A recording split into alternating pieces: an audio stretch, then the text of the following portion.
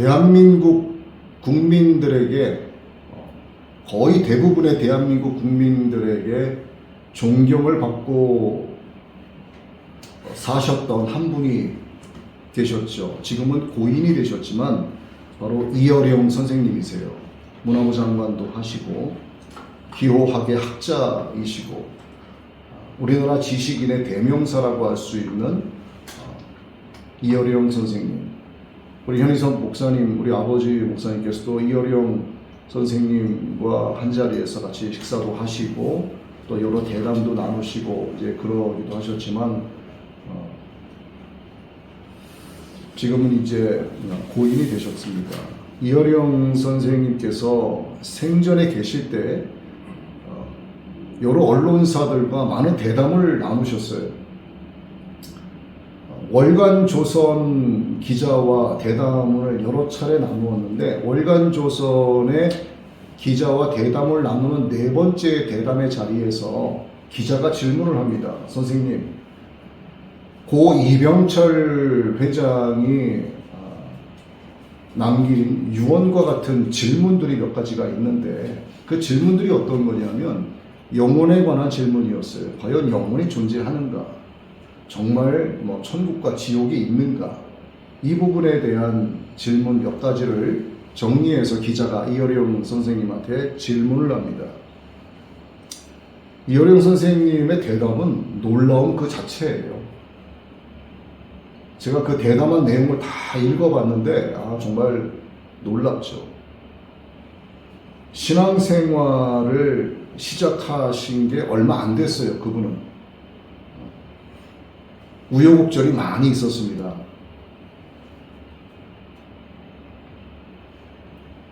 근데 그분이 신앙생활을 시작하시면서 신약과 구약 성경 전체를 오가면서 명확한 말씀에 대한 개념을 정립을 하고 신학적 지식을 정립을 하고 또 복음으로 받아들이고 예수님을 구세주로 영접하면서 정말 하나님의 사람이 돼서 고인이 될 때까지 복음을 전하면서 살아가신 분이신데 구약과 신약을 오가면서 기자의 질문에 영혼에 관한 답변을 쭉 합니다. 그런데 그 가르침이 놀라울 정도예요. 우리 목사님들 다 그러시진 않겠지만 그렇게 명확하게 정확한 개념을 성경을 가져다가 이렇게 대답하시는 그것은 오늘 주님께서 우리에게 본문 말씀으로 주신 내용 가운데 마치 천국의 제자된 서기관과 같은 답변을 하셨다. 그분이 하신 답변 가운데 제 기억 속에 계속 남아있는 그 한 구절이 있는데 AI 시대에 진짜 기독교가 시작된다 하는 말씀이 있었어요. 지금은 AI 시대죠. 미국의 실리콘밸리에서도 우리나라 젊은 청년들이 스타트업 하는 어떤 그런 기업들이 많이 늘어나고 있습니다. 설계 분야 같은 경우도 AI를 통해서 여러 모듈을 만들어내고 디자인을 만들고 그러니까 지금 시대는 AI가 아니면 어려워요. 과거의 경영관리라든가 어떤 경영 전반에 관한 것도 사실상 우리가 기업을 운영을 하다 보면 저 같은 경우도 그룹웨어라는 시스템 또 독일의 ERP 시스템을 굉장히 비싸죠. 현대 산업개발에서도 ERP 시스템을 가져다가 사용하고 그랬는데 그것도 이제는 구시대의 프로그램이 됐어요. 지금은 AI를 통해서 전체적인 인적관리, 재원관리, 경영관리, 재정관리 등을 많이 하고 있습니다. 회계관리 역시 마찬가지예요. 그렇기 때문에 이제는 살아남기 위해서는 AI에 관련된 것을 모르면 빅데이터가 무엇인지, 빅데이터의 사업이 어떻게 각 사업 분야에 적용되는지를 알지 못합니다. 그렇기 때문에 매뉴얼이 매우 중요해요. 그것을 모르면 우왕좌왕할 뿐입니다.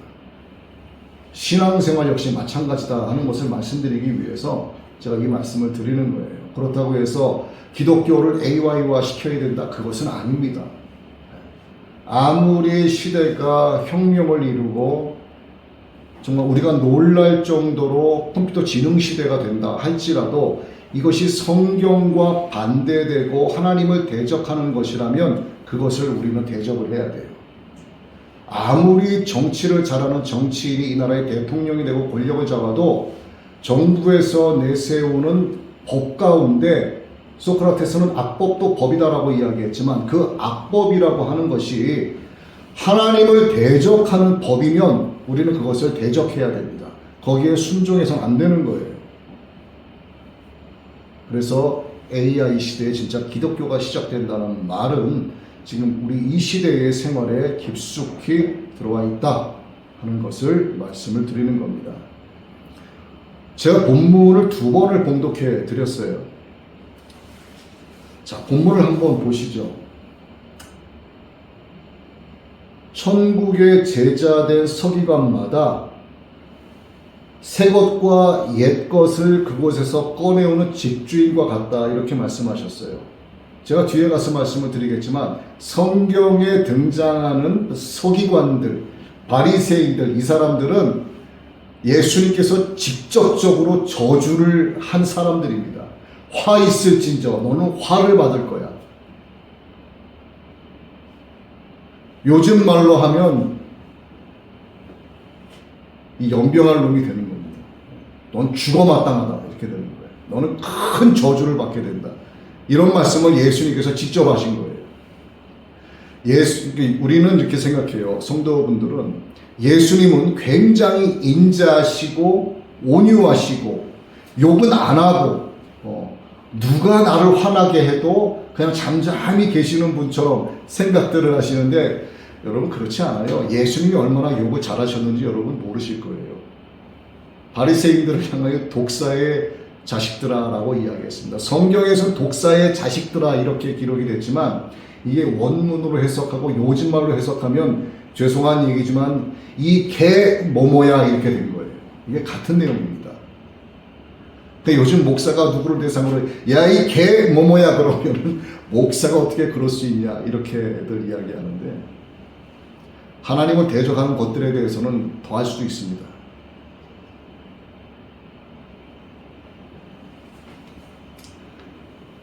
예수님께서 천국에 관한 말씀을 하셨어요. 밭에 감추인 보화, 극히 귀한 진주를 발견할 때, 또 바다에서 고기를 잡기 위해서 그물을 쳤는데 잠시 후에 그물을 걷어들여 보니까 이만큼이 잡혔어요.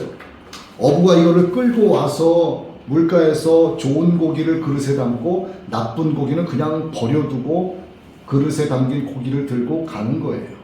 자, 이것을 말씀을 하시고 물론 천국에 관한 비유의 말씀을 이것 말고도 여러 가지 하셨습니다. 그런데 이것을 말씀하시고 나서 제자들에게 뭐라고 물으시냐면 이것을 너희가 깨달았느냐 이렇게 질문을 하세요. 그랬더니 제자들이 뭐라고 답변을 하냐면 그렇습니다. 다 깨달았습니다. 이렇게 답변을 해요. 이게 본문이잖아요.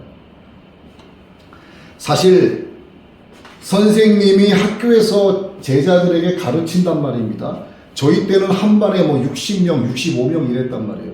그런데 지금은 20여 명, 30명 안팎인데 선생님이 물리를 가르치든 과학을 가르치든 수학을 가르치든 가르치면 자세히 가르친다고 칠판에 써내려가면서 자세히 설명해요. 그런데 다 알아듣는 학생들도 있지만 못 알아듣는 애들이 더 많아요. 저는 이 문과 쪽이다 보니까 수학은 굉장히 약해요. 그래서 수학은 정말 수학 시간만 되면 무서웠어요. 꼭 시켜요. 거기 뒤에 누구 명인 너 일어나 나와 풀어. 안 맞으면 볼 잡고 따기 때리고. 우리 땐 그랬잖아요. 그때 우리 임신한 여자 선생님인데 얼마나 독사같이 했는지 아직도 기억이 나요. 그 얼굴이. 그러니까 가르치는 선생님만큼 제자들은 이해력이 떨어져요. 스승만한 제자가 어디 있겠습니까? 그런데 예수님께서 천국을 비유로 말씀하시고 너희가 이것을 다 깨달았냐 이러니까 제자들은 아니요 모르겠습니다 라고 말하기엔 좀 어려웠는지 그렇습니다 깨달았습니다 이제 이렇게 이야기하는 거예요. 예수님께서 마지막에 바다에 금을 던지는 비유로 천국으로 말씀하신 것은 제자들 대부분이 어부였지 않습니까? 그래서 너희가 바다에 가서 그물을 던지고 고기를 잡지 않냐. 그럼 그물을 꺼내와서 고기를 필요한 거는 가지고 가고 쓸모없는 고기는 버리지 않느냐. 이것이 천국이다라고 마지막으로 이 비유를 쓰신 것은 제자들이 좀 더 명확하게 이해를 시켜주시기 위해서 가르쳐 주셨는데 제자들은 이 말씀에 깨달았습니다라고 답변을 했다는 거죠. 여러분 어떠세요? 적어도 일생 동안 바닷가에서 태어나서 평생 어부질만 하면서 살던 이 제자들보다 그래도 오늘 여러분의 머리가 더 낫다고 생각하지 않으세요? 세상적인 지식도 더 많고 더 광범위하게 알고 있고 각 분야별로 검색하면 다 알고 있고 요즘 흔한 말로 뭐라고 합니까? 네이버에게 물어봐 이러잖아요. 지식인 다 있고 저도 이 성경 질문에 대해서 지식인에다가 수많은 답변을 달았습니다. 많은 사람들이 보고 다시 질문하기도 하고 그래요. 그들에 비해서 여러분은 지식이 조금 낮다 이렇게 생각이 돼요. 그래서 제가 여러분께 여쭤보고 싶어요. 여러분은 천국에 대한 이 비유의 말씀이 무엇을 의미하는지 다 깨달으셨습니까? 뭐 그렇다고 뭐 끄덕이시는 분도 계시고 아무 표정 없이 앉아 계시는 분들도 계시는데 아는 것 같지만 잘 모르는 게 천국이에요. 가보지 않은 곳을 여러분 어떻게 알겠습니까? 과거에 우리나라 아메리칸 드림이 있었어요. 미국에 가고 싶다. 수십 년 전만 해도 아메리칸 드림은 굉장한 소망이었습니다. 그래서 한국에서 재산을 정리하고 미국에 갈 만한 형편이 되는 사람들은 미국에 이민 계획을 딱 세우고 날짜가 디데이가 잡히고 나면 이제 막 기쁨이 넘치는 거예요. 드디어 우리 가족이 아메리칸 드림을 이룰 수 있게 되었다. 그들에게 미국은 천국이에요. 누가 뭐라고 해도 신경 안 씁니다. 누가 나를 화나게 해도 기뻐요. 마음대로 짓거려라. 나는 떠난다. 나는 미국으로 간다. 나는 아메리칸 드림을 실현할 것이다. 그들에게 그 당시에 미국은 천국이죠. 이 땅에 남아있는 동안 두려운 것도 없고 부러운 것도 없어요. 누가 나를 뭐라고 해도 나에게는 엄청난 소망이 있습니다. 아메리칸 드림이라고 하는 소망. 지금은 아메리칸 드림 없죠. 다들 우리나라로 다시 돌아오고 있는 형편입니다. 의료시설 잘 돼 있어. 복지 잘 돼 있어. 노인분들이 살기에 좋은 나라 잘 돼 있죠. 그래서 미국에서 이민 갔던 아메리칸 드림을 실현하기 위해 갔던 분들이 이제 정리가 돼서 정년 이상이 되고 노령연금이 나올 만한 나이가 됐을 때 다 정리하고 다 팔고 한국으로 나오는 거예요. 현찰만 있죠. 실질적으로 드러난 금융을 조사해 보면 그는 가진 게 아무것도 없습니다. 의료복지 혜택 다 받죠. 또 정부에서 노령연금 받죠. 또 뭐 받죠. 이러니까 우리나라로 다시 돌아오는 거예요.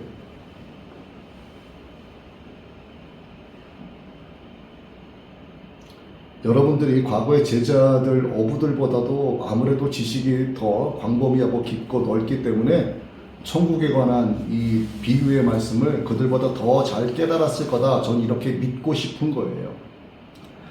예수님께서 우리가 천국의 비밀을 깨닫는 자가 되기를 원하고 계죠. 천국의 비밀을 깨달은 자는 그 삶 자체가 달라집니다. 그의 삶이 무엇을 소망하고 있고 그의 삶이 어디를 향하는지 그가 무슨 소망을 품는가에 따라서 그 길이 달라지는 거예요. 그 길을 걸어가는 그의 모습 자체가 전혀 다르게 나타납니다. 그리고 그것을 깨달았으면 천국을 깨달은 자는 천국을 전하고 가르치는 자가 되어야 한다고 말씀하신 것이 바로 천국의 제자된 서기관인 거예요. 서기관의 본질을 주님은 명확하게 여기에서 말씀하신 겁니다. 그래서 다시 한번 정리하면 주님은 우리가 천국을 완전하게 깨닫는 자가 되기를 원하시고, 두 번째, 주님은 우리가 깨달은 천국의 서기관들처럼 옛 것과 새 것을 그 곳간에서 내오는 주인처럼 살아가기를 원하고 계신다는 얘기죠. 우리가 밖에 나가서 전도를 하는데 누군가 와서 정말 천국이 있어요? 라고 질문을 하면 뭐라고 답변하실 거예요? 글쎄요, 우리 목사님이 그러는데 있다고 합니다. 밭에 감추인 보화라고 하는데 자세한 건 가서 한번 들어보시죠. 여러분 이러실 거예요. 그러면 안 되는 거예요. 성경의 말씀을 가져다가 천국이 이런 곳이다라고 하는 것을 설명해 주시는 겁니다. 그리고 복음은 설명하는 게 아니에요. 선포하는 거지.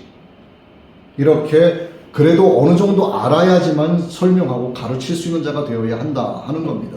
여러분들이 천국을 깨달기 위해서는 말씀을 많이 먹은 거예요. 먹은 것을 꺼내서 다시 이들에게 먹여줘야 한다는 것을 말씀드리는 겁니다.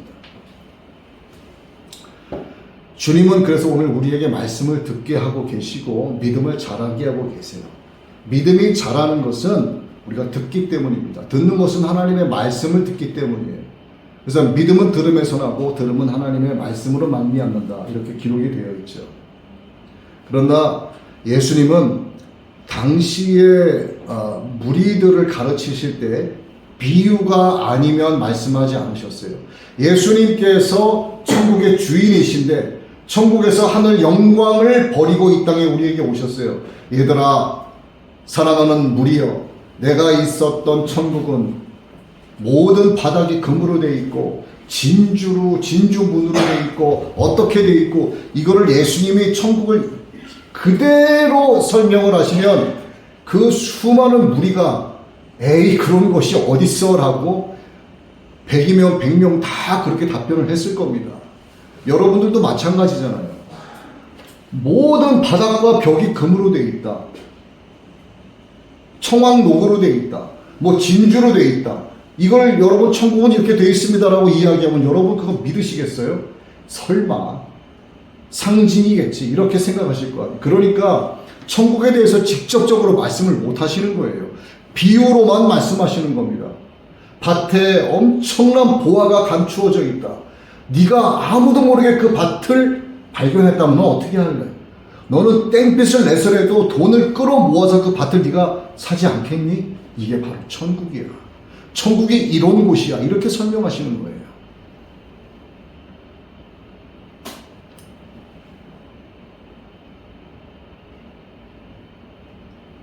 그리고 제자들이 천국에 대해서 또 이렇게 질문을 하는 겁니다.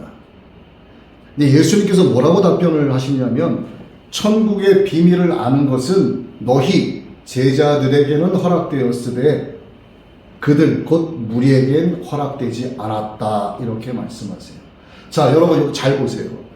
말씀을 듣는 무리의 수가 있고 예수님의 제자의 수가 있어요. 이 수를 비율로 따지면 몇 대 몇이 될까? 제가 점수를 잘 줘서 10%라고 할게요. 제자들의 수를. 그리고 무리를 90%라고 하겠습니다. 자, 그럼 천국의 비밀을 깨달은 자는 좋은 점수를 줘서 10%만 아는 거예요. 천국을 아무리 설명해도 깨닫지 못하는 자는 90%에 해당이 됩니다. 자, 그러면 예수님의 말씀을 듣는 이 수많은 무리가 있는 장소는 어디일까? 주님이 계시기 때문에 거기가 바로 교회가 되는 거예요. 그러면 예수님께서 천국에 관한 이 비유의 말씀을 누구에게 하셨을까? 이 비유는 누구를 대상으로 하는 것일까가 관건입니다. 이것은 예수님을 믿지 않는 세상의 사람들, 하나님을 대적하는 자들, 절에 다니는 사람들, 뭐 이슬람, 또 무슨 뭐 토착 종교, 또 불가지론자들, 이런 사람들 대상으로 천국의 비유를 말씀하신 게 아니라는 사실입니다. 이거 정말 중요한 말씀이에요. 예수님께서 천국의 비유를 설명한 그 대상들은 바로 교회 안에 있는 사람들을 가리키는 거예요. 그런데 그 무리들에게는 천국의 비밀이 허락되지 않았다. 제자들에게만 허락이 됐다 말씀하셨어요. 제자가 누굽니까? 여러분 교회 다닌다고 다 예수님의 제자가 아니에요. 1000명의 성도가 있으면 과연 예수님의 제자가 거기에 몇 명이나 있을까? 많이 있으면 100명이 있겠죠. 아주 많이 있으면. 100명에게는 천국의 비밀이 허락되었다. 900명에게는 천국의 비밀이 허락되지 않았다. 다시 말씀드리면 900명은 지옥의 풀무불에 던져지는 거예요. 차갑고 어두운 곳에 던져지는 겁니다. 부끄러운 구원을 받을 수 있지만 새 예루살렘 성문에 들어갈 수는 없다. 그 성문 밖에 있다. 차갑고 어두운 곳이다. 풀무불에 던져진다. 이거예요. 여러분, 지옥의 유황불못과 풀무불은 또 다릅니다. 지금 예수님께서 말씀하시는 이 대상자들은 교회 안에 있는 자들이에요. 나름대로 예수님을 입으로 불러본 자들입니다. 기도도 하는 자들이에요. 예배도 드리는 자들이에요. 졸면서 예수님을 기다리긴 해요. 그런데 기름이 준비되지 않았어. 그에게 성령의 충만함이 없다는 얘기죠. 예수님이 오셨어. 준비가 안 돼 있어. 그들은 주님의 신부들만 예루살렘 성문 안으로 들어가서 혼인잔치를 벌이고 주님과 영원토록 영생을 누리는 거예요. 그러나 예수님을 믿었지만 천국을 몰라. 아무리 들어도 난 모르겠어. 난 믿음이 있는지도 모르겠어. 기도도 필요 없어. 그냥 무늬만 껍데기만 난 기독교인이야. 그것도 기독교가 뭐고 개신교가 뭔지를 몰라서 내가 개신교인인지 기독교인인지조차도 몰라요. 뭘 예수 믿는다고 얘기하고 돌아다니냐 이거죠. 그런 사람들은 어떻게 되느냐? 풀무불에 던져집니다. 성문에 들어가지 못한다가 되는 겁니다. 굉장히 중요한 말씀을 주님이 하고 계시는 거예요. 제자인 너희들에게는 허락되었을 때 곧 그들 무리에게는 허락되지 않았다. 교회 안에 있는 자들을 주님은 반드시 나오신다는 겁니다.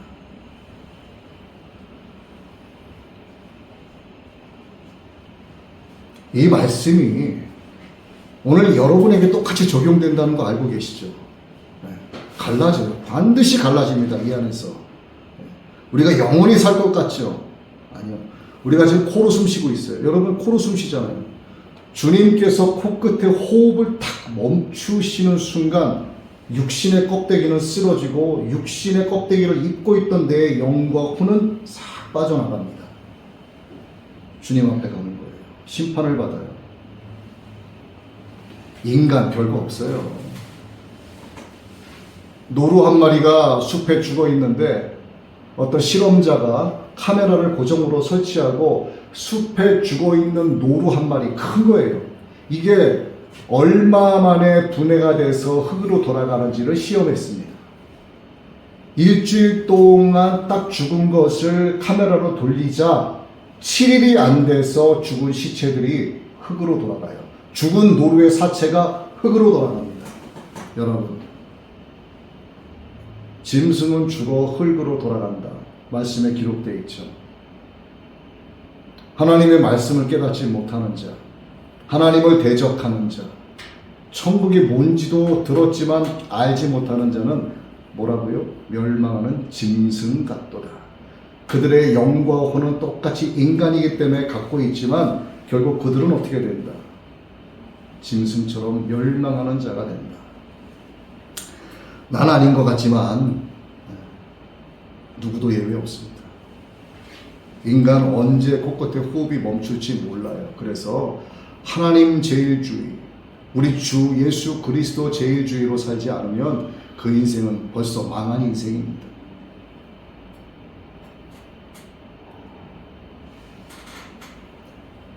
제가 앞서도 말씀드렸지만 당시의 서기관들은 어떤 사람들인가? 이런 역할을 못했어요. 천국에 대해서 바르게 가르치고 모세 율법을 바르게 가르치는 서기관으로서의 본질을 제대로 이행하지 못했습니다. 그래서 예수님은 바리새인과 서기관들을 향해서 말씀하세요. 화 있을진저 외식하는 서기관과 바리새인들이여, 너희는 천국 문을 사람들 앞에서 닫고 너희도 들어가지 않고 들어가려 하는 자도 들어가지 못하게 하느니라. 여러분, 이 시대의 목사라고 하는 자들이 강단에 서서 WCC는 복음이다, 로잔대회는 복음이다, 동성애는 합법화되어야 된다, 하나님은 그들도 사랑하신다, 물론 영혼을 사랑하세요. 하지만 그 죄는 가증히 여기십니다. 그러나 그것을 잘못 해석을 해서 동성애자들이 찾아왔을 때 결혼 주례를 해주고 동성애도 괜찮다. 요즘 동성애를 하는 그런 뭐라고 표현하는지 모르겠는데 남자 목사인데 화장을 이렇게 해요. 그 목소리도 약간 여자 목소리를 내는 그 목사가 나와서 자기가 동성애자라고 이야기를 하고 하나님은 우리도 사랑하신다 이렇게 이야기하고 그렇지 않다는 것을 말하지 않고요. 성도들에게 잘못된 걸 가르치는 거예요. 이게 뭐다? 그 당시에 바리새인과 서기관들과 같은 자들이다. 서기관의 본질을 제대로 이해하지 못하고 잘못 가르치는 자들이다. 예수님 말씀하셨잖아요. 화 있을진저. 서기관의 역할이 뭡니까? 성경을 기록하는 자들이고요.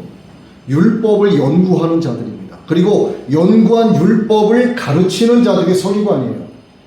오늘날의 목사님들이라고 할 수가 있겠죠. 이 역할을 못한 겁니다.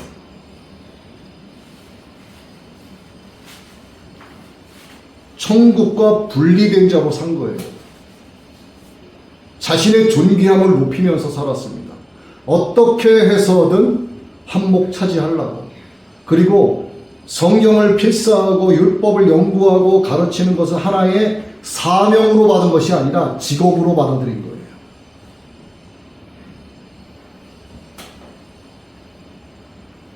그래서 서기관들은 언제나 주님께 외식하는 자로 책망받았다 하는 거죠. 그들만의 율법 연구와 해석에 빠져 있었어요. 오늘날의 목사님들도 그런 분들 너무 많습니다. 자신들만의 해석을, 성경을 자신만의 지식으로 해석을 해서 이게 맞다라고 가르치는 거예요. 그리고 많은 목사님들이 거기 가서 그걸 배워요. 그대로 써먹어요. 그러면서 가르치는 자가 뭐라고 이야기하냐면 외부에 나가서는 말하지 말고 다니라. 그게 온전한 건가요? 그렇지 않습니다. 성령님께서 조명해 주시는 말씀은 내가 가르치는 말씀이나 A 목사님이 가르치는 말씀이나 B 목사님이 가르치는 말씀이나 똑같아요. 성령님께서 조명해 주시는 내용대로 가르쳐야지 자기만의 연구에 빠지고 자기만의 지식을 갖고 성경을 해석해서 가르치게 되면 그는 화를 받는 서기관과 같은 자예요. 천국과 분리된 자로 살아가는 겁니다. 그래서 주님께서 정말 천국의 제자의 서기관은 어떤 자들이냐 하면 옛것과 새것을 그 곳간에서 꺼내 나오는 주인과 같아야 된다. 구약의 말씀과 신약의 말씀을 너희가 왔다 갔다 하면서 신약은 구약의 그림자의 실체가 되는 것이고 구약은 약속된 신약의 말씀의 그림자가 된다는 것을 왔다 갔다 하면서 이 말씀을 꺼내서 천국을 전하고 가르치는 자가 되어야 한다. 너희가 천국과 분리된 자가 되어서는 안 된다라고 말씀하시는, 그래야만 너희가 비로소 서기관의 본질을 가진 천국의 제자된 서기관이 될 수 있다. 여러분 살고 있는 집에 여러분이 주인이잖아요. 뭐 건물주가 따로 있어도 관계없습니다. 내가 살고 있는 데가는 내 집, 내가 주인이에요. 그러면 내가 화장실 어디에 샴푸가 어디 있고 또 서랍 안에 뭐 팬티가 어디 있고 양말이 어디 있고 다 알지 않습니까? 라면 끓여 먹는 냄비가 어디 다 알잖아요. 누가 냄비를 빌려달래. 그럼 뭐라고 답변하세요? 모르겠어 어디 있는지. 그럽니까? 알았어. 어디에 가서 탁 열고 냄비 꺼내서 빌려주잖아요. 집주인과 같아야 된다. 누가 나에게 천국에 대해서 물어봐요. 정말 예수님 믿으면 구원 받습니까? 물어봐요. 그럼 뭐라고 해야 돼요? 구원 받습니다. 왜 구원 받느냐? 이렇게 되기 때문에 구원 받습니다. 옛것과 새것, 구약과 신약을 오가면서 말씀을 끌어다가 가르치는 자가 되어야 한다. 이게 천국의 제자된 서기관이다라고 예수님 말씀하시는 거예요. 그러기 위해서 너희가 천국을 깨달아야 된다. 이 모든 것을 너희가 깨달았느냐? 제자들 뭐라고 그래요? 그러하오이다. 깨달았습니다. 과연 제자들이 정말 깨달았을까?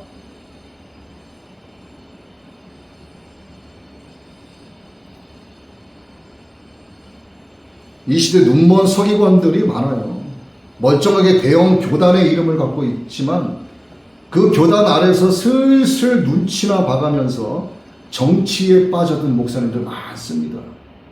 노예를 벗어나서 총회에 들어가서 총회에서 정치를 꿈꾸는 자들이 많아요. 총회 전체의 교단의 어른 목사가 되기 위해서 그것을 꿈꾸고 소망하는 목사님들이 많아요. 인정을 받으니까. 잘하면 총회장 한번 해먹을 수도 있으니까.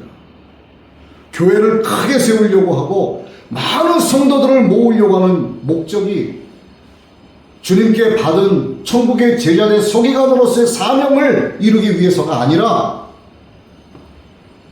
큰 대형 교단의 총회장 하기 위해서.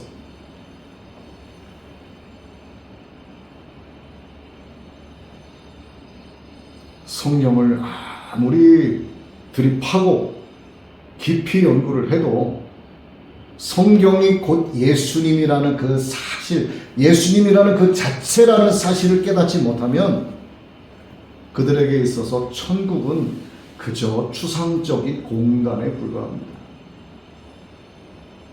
천국은 자신들의 이름을 높이기 위한 하나의 수단이자 도구밖에 안 되는 거예요.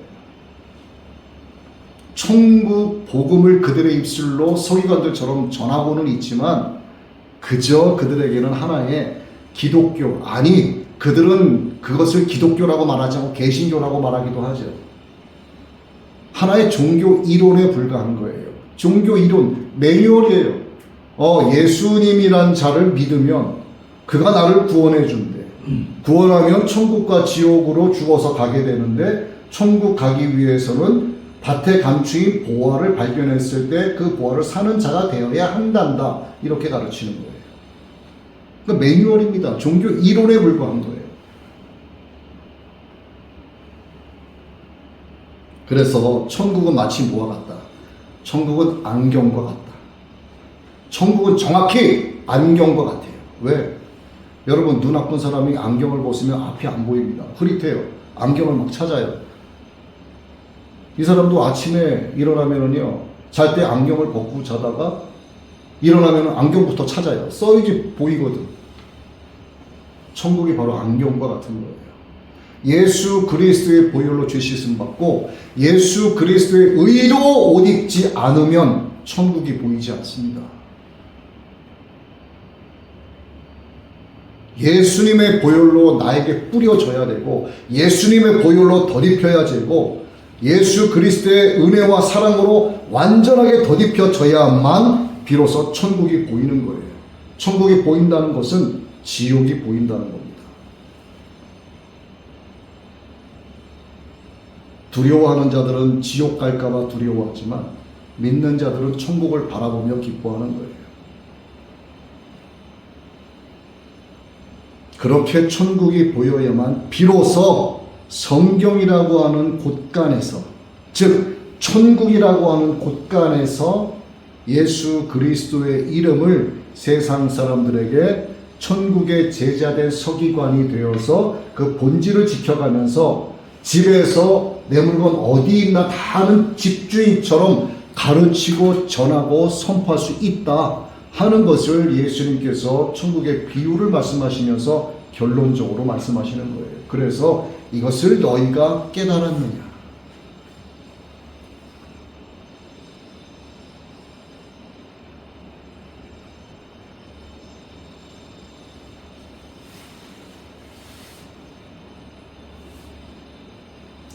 이 모든 것을 너희가 깨달았느냐? 이 질문의 의미는 네가 하나님 말씀에 대한 영적인 이해력을 갖게 되었냐, 그런 의미로도 해석할 수 있습니다. 내가 지금 너희에게 말하는 거 너희들 다 이해됐니? 이 영적인 세계가 어떻게 흘러가는지 넌 이해가 된 거야? 너는 네가 살아가는 이 삶에서 일어나는 일들이 영적으로 어떻게 이루어져 가고 있는지를 넌 알고 있는 거니? 너는 제가 지금 하고 있는 말과 행동, 제가 너를 우겨싸고 있는 그 모든 행동이 영적으로 어떤 것인지 보이고 있니? 그런 거예요. 여러분, 우리 일상에서 일어나는 그런 행위들을, 모든 행동들, 사건, 현상들, 사람을 통해서 일어나는 나에게 영향을 주는 것들은요, 반드시 여러분 영적인 눈으로 해석을 하셔야 됩니다. 이 세상은 하나님의 안에 있기 때문에 보이는 것만을 가지고 해석을 하게 되면 나를 짜증나게 하고 힘들게 하는 것 때문에 분노가 일어날 뿐이에요. 그러나 내가 하나님 편에 있다는 사실을 이 마귀 자식이 알고 있기 때문에 마귀가 나를 쓰러뜨리기 위해서 나를 힘들게 하고 아프게 하는 것을 내가 영적으로 안다면 이것은 기쁨이 되는 겁니다. 소망이 되는 거예요. 주여 감사합니다. 내가 주님 편에 있음을 이것을 통해서 보게 하심을 감사합니다가 되는 거예요. 하나님께 감사하는 것. 마귀는 떠나가게 되는 것. 예수님께서 이 모든 것을 깨달았느냐?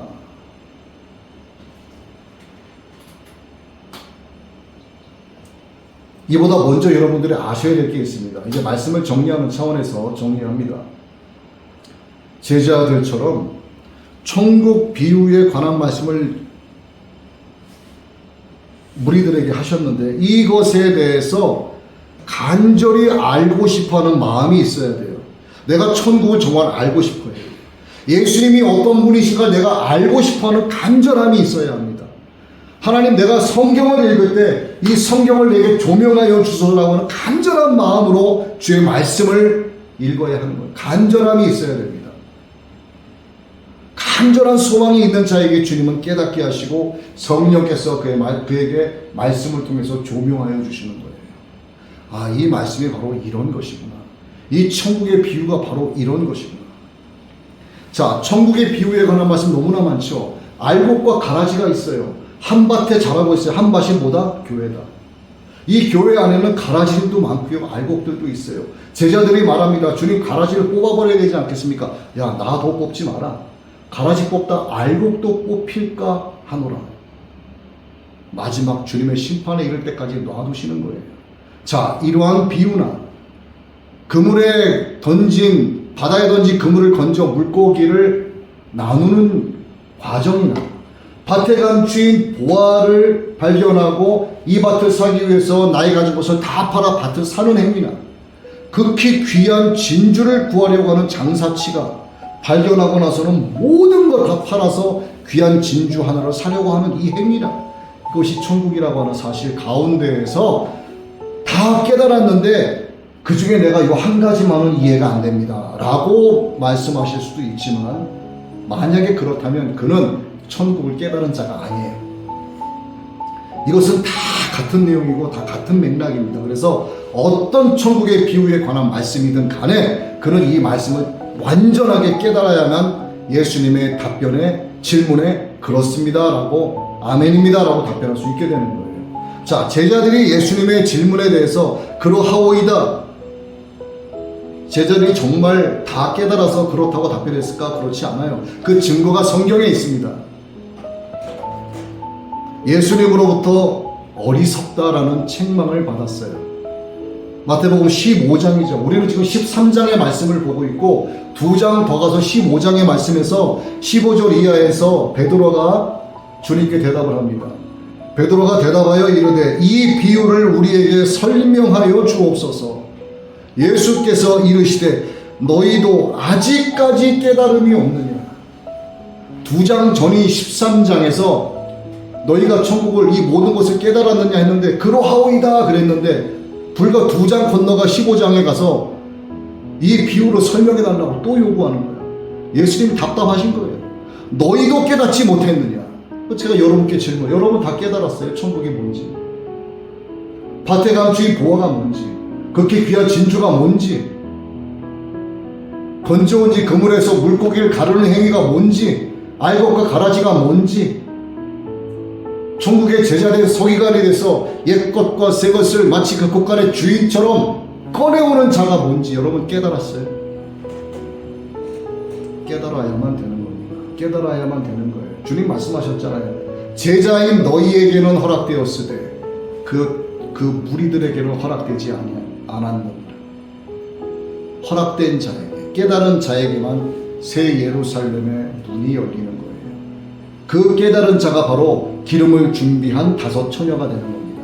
깨닫지 못한 자들은 기름을 준비하지 못한 처녀들이 되는 거예요. 부디 여러분은 천국의 비밀이 무엇인지를 깨닫는 분들이 되시기를 바랍니다. 마태복음 12장 36절의 말씀대로 여러분 마음에 쌓은 것, 우리 마음에 쌓이잖아요. 선한 것이 쌓이고 악한 것이 쌓입니다. 시기와 질투가 쌓이고 봉사와 선행이 쌓여요. 그리고 쌓인 것이 자기를 통해서 나오게 되어 있습니다. 이건 순리죠. 순리.